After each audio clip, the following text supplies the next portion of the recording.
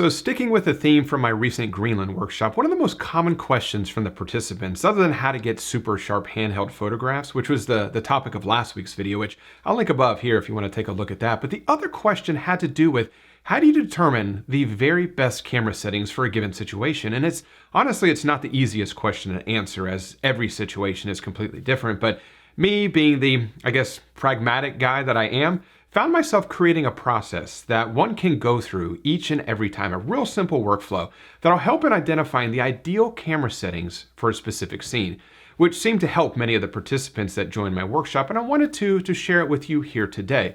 So the very first step is something that I call photograph with the end in mind. So when you get on location, just like an athlete does, before a big game, you kind of visualize, or if, golfers visualize the end result of what they hope to achieve. Athletes do this all the time. I think photographers this is fantastic for them as well. I do it constantly, where you get on location and maybe you close your eyes and you just kind of visualize exactly what you hope to achieve with the photograph that you're about to create. You can also use your phone for this. This is fantastic for just kind of helping to frame up a image or frame up a composition. But it's really important to just take a second and photograph with the end in mind and just kind of pre-visualize exactly what you hope to achieve by photographing a particular scene. Now, the second step is to determine exactly what shooting mode that you want to photograph in. So I use 3 shooting modes. One is aperture priority. And if you're not familiar with what aperture priority is, it's real simple. It's basically you, the photographer, you're telling your camera, aperture is my #1 priority for this particular scene, and I want to handle the aperture. And you, camera, you handle the shutter speed. Now, the opposite side of that is shutter priority or shutter speed priority. And that's basically you telling the camera, shutter speed is by far my priority, my #1 priority when photographing this scene. And I, the photographer, want to handle the shutter speed. And I want you, camera, to handle the aperture. And then the other mode that I use is manual mode, which is where I, the photographer, get to handle the aperture and the shutter speed, and the camera makes no decisions on its own, which is really what I prefer. I shoot in manual mode probably 98% of the time. Almost everything is always shot in manual mode, but definitely determining exactly if you want to use aperture priority or shutter priority or manual mode is something you want to determine before you start to dial in your specific camera settings. So now this is kind of where you get into the real nuts and bolts, or the nitty gritty of all of this. And the very next step 3, is to determine exactly what aperture you want to use. And that's always the next thing that I want to go for. And I ask myself a very specific question. Is there anything moving in my scene? And where are the key elements in my photograph? Where are the subjects of my scene? Where are they in relation to my overall composition? And this is a great example of it right here. So there really isn't anything moving in this scene. Yes, this iceberg is floating on water, but it's really not moving much. The sailboat was stationary, so that really wasn't moving either. So there really isn't many things moving in my overall composition. When I say moving, there's not like constant movement. There's not water falling constantly. There's not birds flying constantly. This is, in all intents and purposes, a rather stagnant scene. But asking myself, where are the key elements in this photograph? Where are the subjects in this scene? So this is a very simple example of this. Of course, the subject is this iceberg and this sailboat, both of which are pretty far away from my camera. I'm trying to remember exactly, but maybe 100 yards at least is how close I was to these 2 subjects. So basically, nothing in my scene is close to my camera, which basically makes it very simple to pick an aperture. I used f11 for this particular scene, but you can use f11 through f16 is usually a great aperture range to get everything in sharp focus from the foreground all the way to the background, because there really isn't anything close to my lens. Here's another good example of this from also from Greenland. And once again, there really isn't anything close to my scene. I was actually quite a few 100 yards away from this particular scene. But once again, nothing is super close to the front element of my photograph. So you can use a higher aperture if that's what you so desire to get everything in sharp focus. Now, where it starts to get a little tricky is when you ask yourself, where are the closest elements in your scene? Where are the main subjects of your photograph? And if you can answer that question by saying, yes, there's a main subject in my scene that is 1 foot from my camera, this is where things get a little bit more tricky. And this is a perfect example of this from Bali. This red flower or plant in the foreground was less than 1 foot away from my photograph. And the key elements of this scene are this pink flower and this waterfall in the background. So I had to determine, what aperture could I use that's going to get this flower in perfect focus and the background in perfect focus. And for this particular scene, I ended up having to take an image focused on the plant and also an image focus on the waterfall, otherwise known as focus stack, and then blend those two photographs together. But here is an image where I did not have to focus stack, but there is something close to the scene. So for this particular image here, the key elements are this entire rock structure in the photograph. But this grass right here is something that I absolutely love. And that was about maybe 2 or 3 feet in front of my camera. Not super close, but close enough that I had to determine exactly. I know I needed to use a higher aperture level to try and get everything in sharp focus, but it also helped me to determine exactly where to focus in this photograph. So determining your aperture is super, super important. And I think asking yourself, where are the key elements in your scene is definitely something that you want to take into account. Now, the next question is to determine exactly what shutter speed that you want to use. And this is the perfect question for this is there anything moving in my scene? I mean, we mentioned this in the last step as well. But is there anything moving in this photograph? And in this particular scene here from the Lofoten Islands earlier this year, obviously this water is constantly moving across these rocks. The waves were coming in and out. And I wanted to make sure that I definitely took that into account, that there is a constant source of movement in my photograph. And I had to determine basically, how do I want to show that movement? Do I want to use a very fast shutter speed to kind of freeze that water moving? Or do I want to use a somewhat slower of a shutter speed to kind of show that movement? Or do I want to use an extremely slow shutter speed to kind of lose or to remove all the detail in that water and almost have it kind of look like that ethereal kind of milky look? It's not something that I particularly love to do, but I like to use a somewhat slower of a shutter speed to show that movement in that water. This is just a different perspective of that same waterfall from Bali. But once again, just using a slower shutter speed to show the movement in this waterfall. And there is no right or wrong answer as far as what shutter speed you want to use. It definitely takes some experimenting, but just asking yourself that question, is there anything moving in your scene? And if there isn't anything moving in your scene, the shutter speed that you use is more than likely just going to be whatever helps you to get a reasonable exposure based off of the aperture that you selected in the previous step.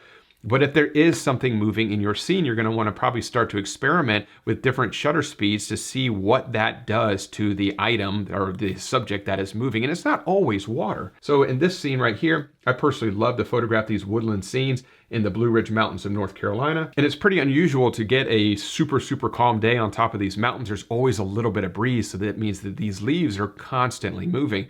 So you have to use a faster shutter speed in order to freeze the motion in these leaves. And if that's what you want to do.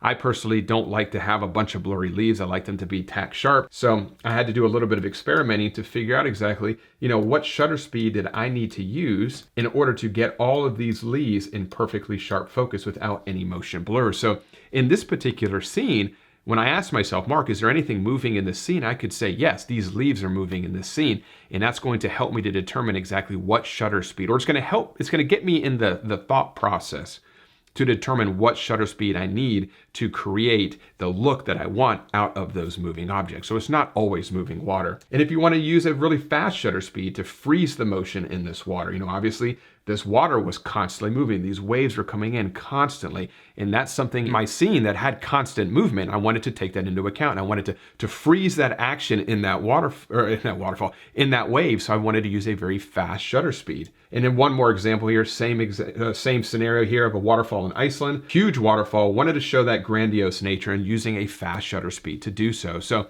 using the mindset of, is there anything moving in my scene? If there's not, it's pretty easy to pick a shutter speed. You just want to pick something that is going to support the aperture that you had dialed in from the previous step from an exposure perspective. And if there is something moving in your scene, then you want to pick a shutter speed that is going to support the end result that you hope to get from that moving object, whether it's sharp leaves or it's frozen water as far as the movement is concerned, or maybe showing a little movement in the water there.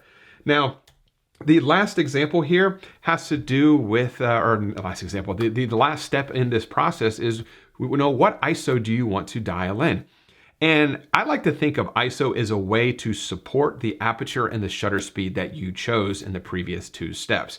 So when I first got started in outdoor photography, I was so afraid of ever going above ISO 100. I always heard everything had to be ISO 100. And if you go above ISO 100, your image is going to completely fall apart. It's going to be noisy and grainy, and it's going to be completely ruined. And I kind of went with that thought track for a long time. And what would happen is a lot of times I used such a low ISO, and I also used such a slow shutter speed that sometimes if I was hand holding the photograph or even on a tripod sometimes, I would get blurry photos. And it's easy to remove grain or noise in a photograph from possibly using a higher ISO level, but there's no way to sharpen a unsharp or an out of focus photograph. So I always err on the side of bump that ISO up a little bit so you can possibly speed up your shutter speed a little bit if you need to kind of alleviate any type of camera shake or camera movement. I know that is a huge struggle with people that are getting started with photography, that whenever they're hand holding an image, trying to get a sharp photograph, and it's almost always a result of using too slow of a shutter speed. And like I mentioned, I did a whole video on this last week if you want to take a look at that. But picking an ISO level that's going to support your shutter speed and the aperture that you dialed in. ISO is always the last part of this process. Step 5, what ISO level do you want to use? And I would definitely get comfortable with the ISO levels in your camera. And what I mean by that is the grain levels, or I should say like how noisy a photograph will get based off a certain ISO level. So this right here was 2500 on my recent trip to Greenland. As you can see, very, very little noise. If we do pixel peeping, and you can see how zoomed in, you can see a little bit. But when you look at the photograph at face value, it looks perfectly clean. Here's an extreme example of this. This is shot at ISO 12,800. If we zoom in here, yeah, there's definitely some noise in here, but there is no noise reduction applied to this at all. Once you apply some noise reduction, almost all of that's going to be removed. So definitely don't be afraid to bump that ISO level. And the reason I save ISO for the very last portion here is because the aperture is really important. Shutter speed is really important. And I really don't want to manipulate those things once I have them set. I just want to bump up that ISO level to whatever I need it to be to create a reasonable exposure based off of the aperture and the shutter speed I already dialed in. So I like to look at the exposure meter. I like to look at the histogram to make sure that the histogram isn't piled up all the way to the left, meaning pushed all the way to the shadows, because that would be an underexposed photograph. And I also want to make sure that my histogram isn't pushed all the way to the right, which would be an overexposed photograph. I want the histogram kind of somewhere in the center, and I like to have my exposure meter somewhere right around, maybe -1 to maybe +1 or 0, somewhere in that range. But I use the ISO level to kind of manipulate the overall exposure. So that's really the process that I go through. Determine the aperture, ask myself, is there anything moving in my scene? Where are the key elements in my photograph? Then I select my shutter speed. And then once I have the aperture and the shutter speed dialed in, then I will go ahead and pick the ISO level to support that aperture and that shutter speed setting that I dialed in for that particular photograph. So I do hope that that information was helpful. And just a quick summary of my last week's video, because this was a very common question on my trip to Greenland, because everything was handheld on a sailboat and we were photographing in blue hour. So there wasn't a ton of available light. But if you're unsure of what shutter speed you need to dial in to get a sharp photograph, you can always use the 1 or 2 over focal length rule. It basically means that if you're shooting at 50 millimeters, you can set your shutter speed to 1/50th of a second. And more than likely, that could probably get you a sharp photograph. And if you take that photograph and you zoom in on the back of your camera and you see that it's not sharp, then double it. So if you're shooting at 50 millimeters, make it 1/100th of a second. So using the 1 over focal length rule or the 2 over focal length rule is just a quick rule of thumb to pick a specific shutter speed. So I hope that information was helpful. That's the kind of the workflow that I go through whenever I'm trying to pick shutter speed or pick overall camera settings, and I hope it'll help you out as well. If you have any questions about anything covered in this week's video, please leave those in the comment section below, and I'll do my best to get back in touch with you as soon as possible. And if you enjoyed this week's video, if you could give it a thumbs up and subscribe to the channel if you're not subscribed already. And as always, I really do appreciate you carving out a little bit of time to spend it with me here today. And I will see you all next Wednesday. Bye.